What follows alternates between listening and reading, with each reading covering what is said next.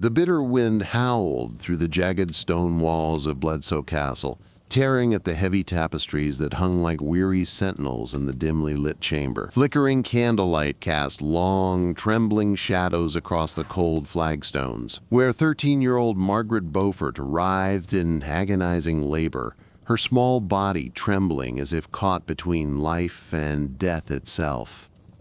The air was thick with a scent of burning wood, mingled with herbs crushed and burned by the midwives, rosemary for strength, lavender for calm, yet none of it could soothe the torment that gripped the young girl's frame. Each scream tore through the stillness of the night, like a desperate cry from the depths of a soul too fragile to bear such weight. Outside, snow fell silently onto the frozen earth of Bedfordshire, muffling the sounds of a world on the brink of chaos. But inside, the world shrank to a single, bloodied bed, where a future king was being torn from a child barely past the edge of innocence. This was no ordinary birth. This was the moment when a fragile girl became the mother of a dynasty that would reshape England forever. Yet, as the midwives labored with grim determination, the shadow of death hovered like a raven, waiting to claim either mother or child or both. Born into a world where noble blood was a weapon and childhood a fleeting luxury, Margaret's life had already been shaped by forces far beyond her control. The daughter of John Beaufort, Duke of Somerset, a man haunted by the ruin of English fortunes in France, and Margaret Beauchamp, a woman of fierce will and cautious heart, Margaret inherited a legacy of ambition and tragedy. Her father's death when she was barely a year old left a vacuum filled by whispered secrets and shifting alliances. The Beaufort name was both a blessing and a curse, a key to power that demanded sacrifice in equal measure. By the time Margaret was promised in marriage to Edmund Tudor, Earl of Richmond, the world had already decided her fate. At 12 years old, she was no longer a girl but a piece on the chessboard of the Wars of the Roses, a pawn in a deadly game that threatened to swallow kingdoms whole. The wedding had been a quiet affair at Bledsoe Castle, overshadowed by the weight of expectation and the harsh realities of medieval politics. There was no time for innocence, no space for dreams. The vows she spoke were not just promises between two people, but bonds forged in blood and power. And now, as the hours stretched thin and hope grew faint, the castle echoed with prayers and whispered fears. Outside, the world waited, unaware that the fate of England's future rested in the hands of a child enduring a night that would forever mark her body, mind, and soul. But this night was only the beginning. The true story of Lady Margaret Beaufort was a tale of relentless survival, unyielding faith, and a fierce ambition that would ignite the Tudor flame in the darkest hours of England's history. The dawn seeped reluctantly through narrow arrow slits, painting cold gray lines across the stone floor of Bledsoe Castle. Outside, the winter landscape lay blanketed in snow, its quiet stillness belying the storm of uncertainty raging within these walls. Inside the chamber, the air was heavy with exhaustion and fragile hope. Margaret lay pale and trembling, her eyes glassy but burning with a fierce, unyielding spark. The midwives, their faces drawn tight with worry, exchanged grim looks. Against all odds, both mother and child had survived the long night, but the scars left were deep and enduring. The birth had been brutal, a violent, tearing apart of childhood and womanhood. Margaret's body, still delicate and unfinished, bore the permanent marks of a cruel destiny. Her hips, too narrow for childbirth at her age, left her with injuries that would haunt her for the rest of her life. Yet from this suffering came a son, Henry Tudor, destined to claim a crown and rewrite the history of a fractured kingdom. But newborn Henry was fragile, swaddled tightly as if to shield him from a world already dripping with danger. For the Beaufort family, he was a symbol of hope amid chaos, a living promise that the bloodline would endure even as England tore itself apart in the Wars of the Roses. Margaret's earliest years were shaped by this harsh reality. She was a child caught between worlds, too young to understand, yet burdened with responsibilities that no child should bear. Her mother, Margaret Beaufort, was a woman of fierce determination, well aware that her daughter's survival depended not only on faith, but on navigating the treacherous waters of noble politics. From the moment Henry was born, Margaret was not merely a daughter or a child, but a living link to power, a fragile vessel for dynastic ambitions. The Beaufort name carried weight, but it was also a beacon for enemies. The Tudors were Welsh upstarts with royal blood through their ties to the Lancastrians, yet their claim was tenuous and often challenged. Margaret's every step was shadowed by the shifting alliances and brutal rivalries that had plunged England into civil war. By the time Margaret was barely 6, her betrothal was sealed, a marriage contract that would bind her to John de la Pole, son of the powerful Duke of Suffolk. But politics moved faster than childhood. Suffolk's violent fall from grace and brutal murder rendered the alliance worthless, tearing away one of the few pillars holding Margaret's future together. Undeterred, her family pushed forward, recognizing that in this world, survival demanded adaptability. Soon, Margaret was promised to Edmund Tudor, half-brother of King Henry VI, and a man with royal favor but little stability. Married before she had even reached her 12th birthday, Margaret's childhood was eclipsed by a world of cold stone halls, whispered secrets, and unyielding expectations. There was no room for innocence, no space for dreams of a normal life. The vows she spoke echoed with the weight of kingdoms, and the consummation of her marriage was a moment of pain and loss, the beginning of a relentless journey marked by sacrifice and unspoken trauma. Yet through it all, Margaret began to cultivate a quiet strength. Behind the stoic face and bowed head lay a mind sharpening like a blade, absorbing the lessons of power, survival, and faith. Her tutors were not gentle guides, but stern taskmasters, drilling her in languages, history, and politics, the tools she would need to navigate a world that saw her as little more than a pawn. The cold halls of Bledsoe and the looming presence of Pembroke Castle in Wales would become her crucible, forging a woman whose resolve would outlast armies and kings. But even as Margaret learned to mask her pain and wield influence behind a veil of piety, the violent tides of civil war closed in around her. And in the shadows, enemies plotted and allies shifted, ready to strike at the fragile Tudor seed growing within her. The cold stones of Pembroke Castle bore silent witness to a young girl's transformation from bride to widow, from pawn to survivor. The wind howled across the cliffs overlooking Milford Haven, carrying the salt scent of the Atlantic and the bitter taste of betrayal. Within these walls, Margaret Beaufort, barely 13, faced a truth as harsh as the Welsh winter. Her husband, Edmund Tudor, Earl of Richmond, was dead. The news had arrived like a thief in the night, a messenger riding hard through rain and mud to bring a shattered world in a single breath. Captured in a brutal campaign against Yorkist forces, Edmund's death was cloaked in suspicion, a murky shroud of political intrigue and whispered assassinations. Some said he died of plague in his prison, others believed he was silently murdered, a casualty of the savage Wars of the Roses. Margaret, pregnant and alone, stood at the crossroads of despair and destiny. The child growing within her womb was not just any child. He was the fragile hope of a fractured Lancastrian cause, the last seed of a fading royal bloodline.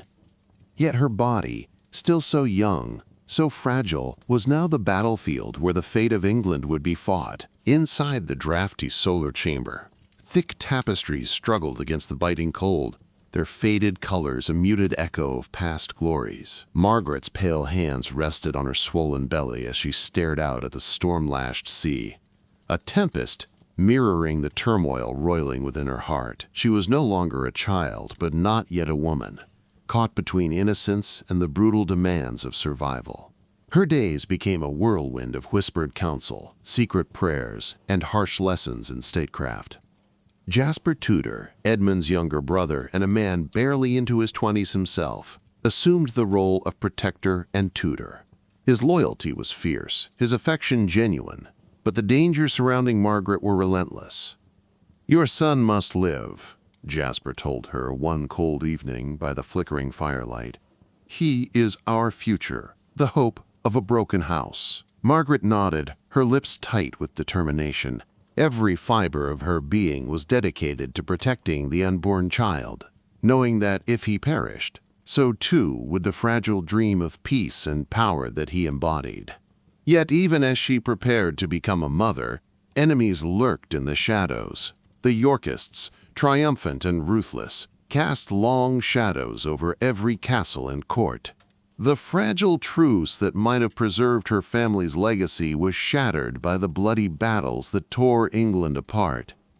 In this perilous world, Margaret's faith became her fortress. She spent endless hours kneeling in the castle's chapel, her whispered prayers a steady drumbeat against the encroaching darkness. Her devotion bordered on obsession, an armor forged not of steel, but of unwavering belief in divine justice and her own destiny. The castle's priest, Father Meredith, became both confessor and tutor, teaching Margaret that prayer alone was not enough, that action, guided by faith, could shape the tides of history. He spoke of kings and queens whose reigns had been forged in fire, of saints who had turned suffering into strength. Outside, the wind battered the ancient stones. Within, Margaret Beaufort prepared for the most harrowing night of her young life, the birth that would either seal her son's fate or doom the fragile hope he represented. As the labor pains began, the midwives gathered, their faces grave but resolute, the room filled with the scent of burning herbs and the thick silence of prayer.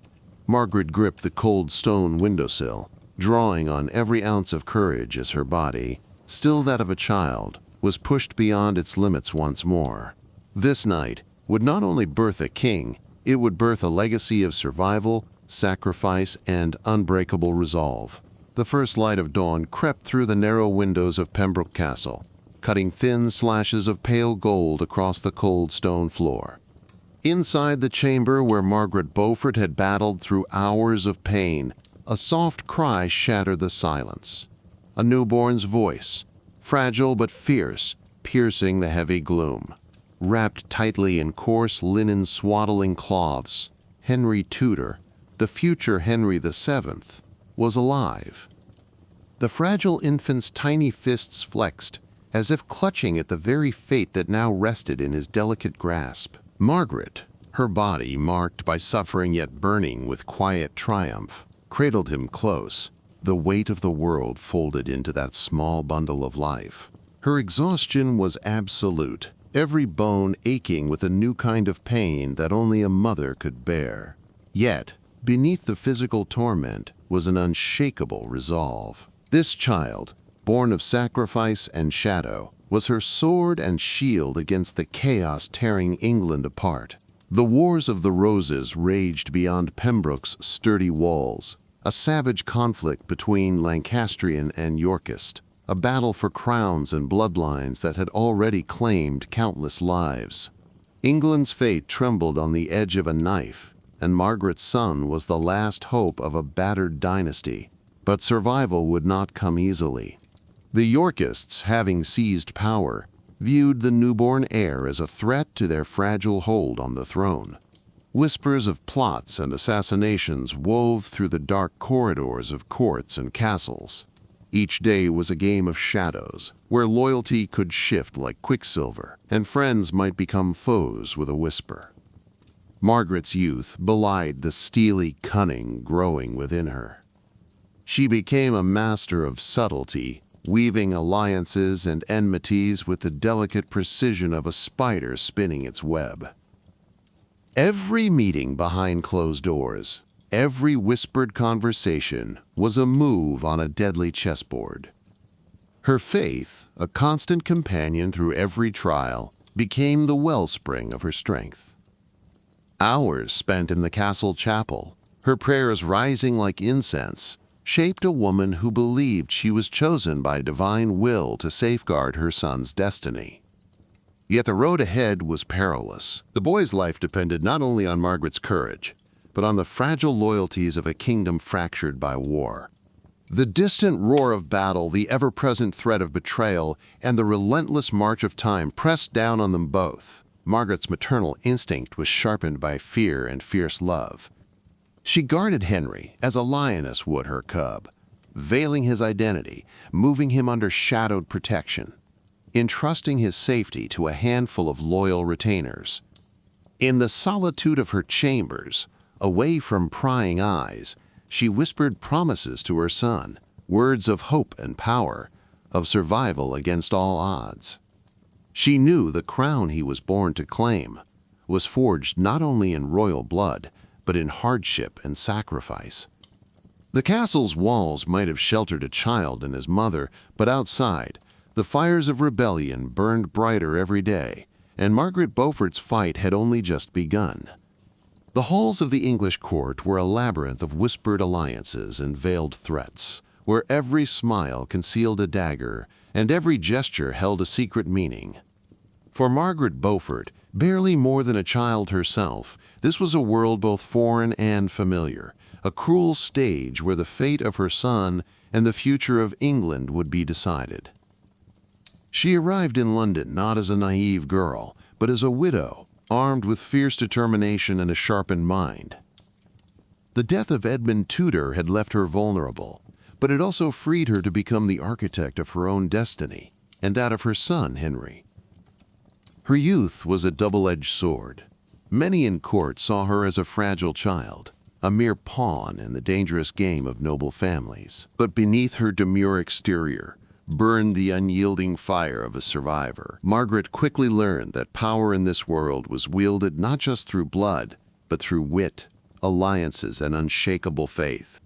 She mastered the language of court, its ceremonies, its intrigues, its shifting loyalties. Every step she took was measured, every word carefully chosen. She cultivated friendships with powerful allies and navigated the treacherous waters of factional politics with the skill of a seasoned player. But Margaret's greatest weapon was her son, the living claim to the throne. She safeguarded Henry's identity, moving him from place to place under layers of secrecy and protection. His birth was a secret well kept, his Lancastrian blood a beacon for hope and a target for enemies. The Yorkists, now dominant under King Edward IV, cast long shadows over the land. Their spies and informants sought to snuff out any spark of Lancastrian resurgence. Margaret's very survival, and Henry's, depended on her ability to outwit those who hunted her family's name. Her faith, now tempered by the fires of hardship, was the cornerstone of her strength.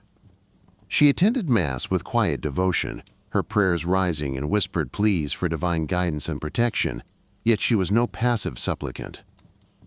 Margaret believed that God had chosen her for a purpose, and that she must act as his instrument in the mortal realm. Through marriages, alliances, and careful negotiation, she built a network of loyal supporters. Her correspondence, secret letters written with care and coded in language only trusted confidants understood, became the lifeblood of a quiet rebellion. She was a mother, yes, but also a strategist, a queen-in-waiting who had learned to play the long game. Every sacrifice, every hardship endured was a step toward the day her son would rise and claim what was rightfully his. But even as Margaret plotted in the shadows, the kingdom remained a powder keg of unrest. The Wars of the Roses had left wounds too deep to heal quickly, and rival factions were ready to explode at any moment. Margaret's challenge was monumental. To protect her son, she had to navigate a deadly dance, balancing loyalty and betrayal, hope and fear, faith and ruthless pragmatism, and as Henry Tudor grew, so did the stakes. The future king's claim would be contested, his path fraught with peril. But behind him stood a mother whose love was as fierce as any sword, and whose resolve would not be broken. The years that followed were a crucible of shadows and secrets. Henry Tudor, the fragile infant once swaddled in fear and hope, grew under the watchful eyes of his mother, an unyielding guardian in a realm torn by war and treachery. Margaret Beaufort had transformed from a vulnerable girl into a force of quiet power, a woman whose every breath was dedicated to shaping the destiny of her son, and, through him, the future of England. Henry's childhood was a tapestry woven with threads of secrecy, danger, and fierce protection.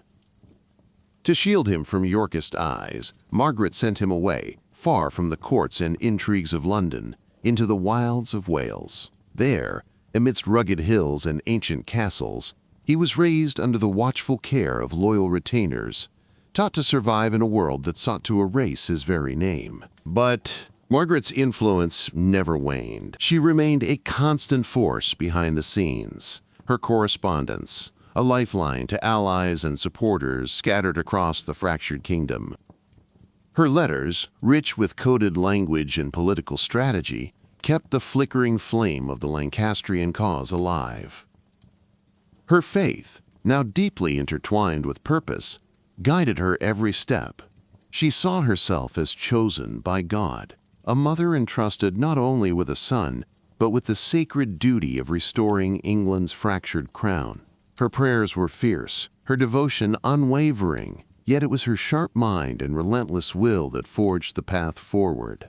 At court, Margaret moved carefully, weaving alliances with the dexterity of a master diplomat. Her connections spanned noble families, church leaders, and foreign powers. Each marriage she arranged, each favor she brokered, was a calculated move on the board of power. Meanwhile, England simmered with unrest. The Yorkist hold on the throne, though strong, was fragile. The Wars of the Roses had left a bitter legacy, noble houses divided, loyalties fractured, and the common people weary of endless bloodshed. In this volatile landscape, Margaret's son grew not just in years, but in resolve.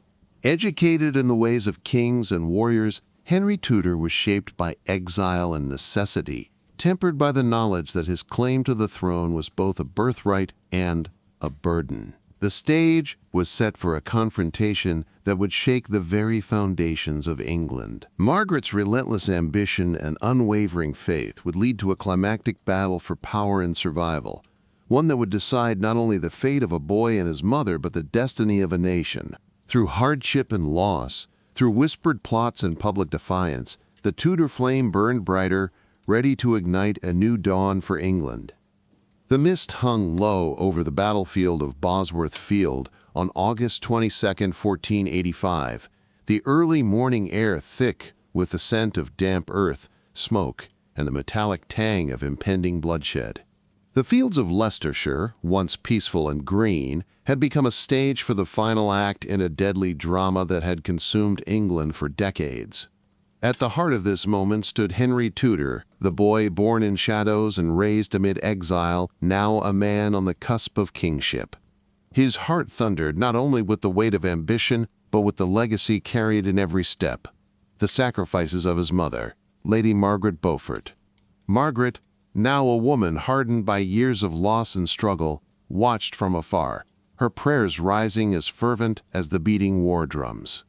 The mother who had endured childbirth as a child, navigated deadly politics as a widow, and defied a kingdom's turbulent fate, had forged her son into a king. The clash was brutal. Swords clanged, arrows screamed, and men fell like autumn leaves beneath the relentless tide of battle. But Henry's cause was more than a claim.